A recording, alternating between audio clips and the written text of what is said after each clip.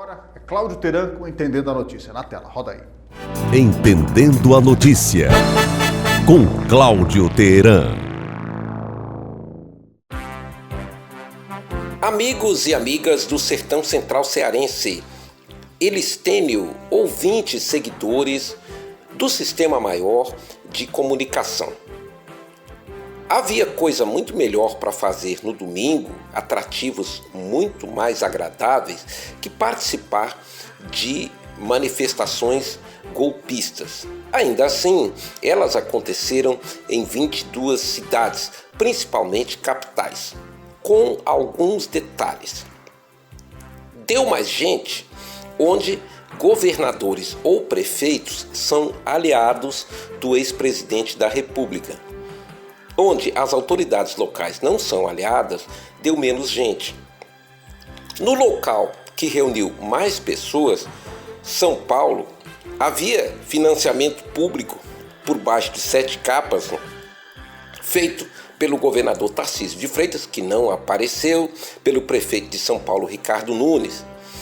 E aí vem aquele velho ponto que eu tenho colocado nos meus comentários. A direita, ou parte da direita, continua financiando a extrema-direita. Mesmo assim, e apesar das imagens cuidadosamente preparadas para iludir pessoas, deu muito menos gente do que os organizadores esperavam.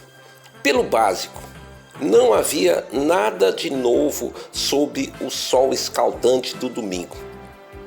Tudo se repetiu. E quando eu começo o comentário falando em manifestação golpista, é porque é exatamente o que é.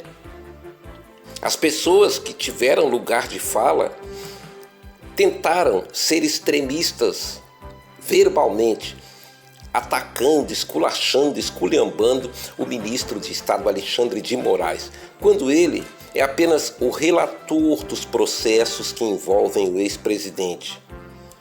Caso o ex-presidente seja condenado, e a tendência é que sim seja, a decisão não será do Alexandre de Moraes, será do colegiado de ministros que votarão pela absolvição ou para cassá-lo, ou no caso, já que ele não tem mandato, para condená-lo pelos crimes reiterados que ele praticou.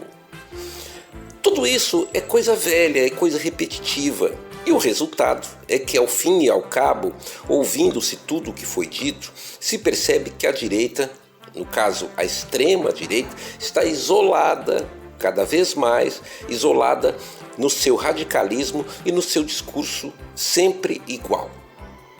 É bizarro, sem dúvida bizarro, ver pessoas vestidas com camisa da seleção brasileira atacando o próprio país, defendendo Donald Trump, que está ferrando o Brasil e os brasileiros com suas tarifas inaceitáveis e sua tentativa de interferir na soberania nacional. Não há dúvida, não resta prova nenhuma mais de que a extrema-direita não está preocupada com o Brasil.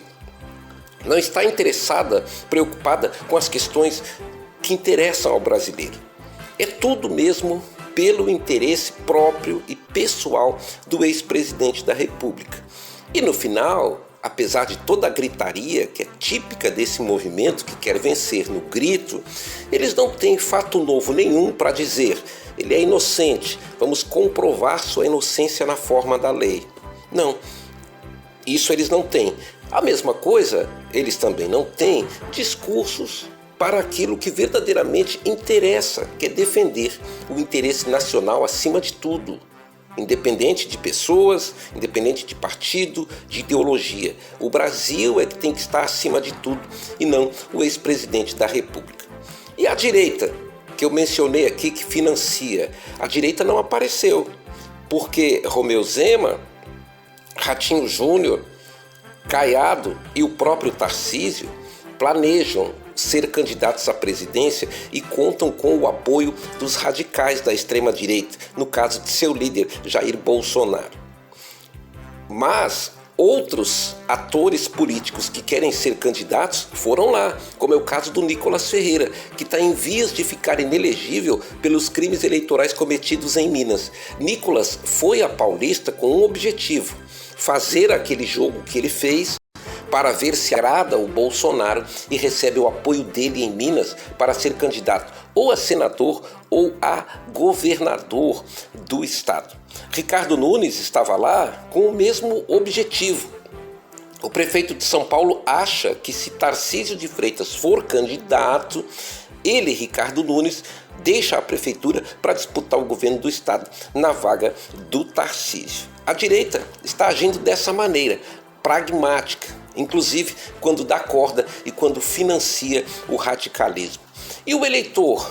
O eleitor certamente aproveitou o domingo para ir à praia, para ir ao futebol. No caso nosso, no estado do Ceará, tinha jogos incríveis, né?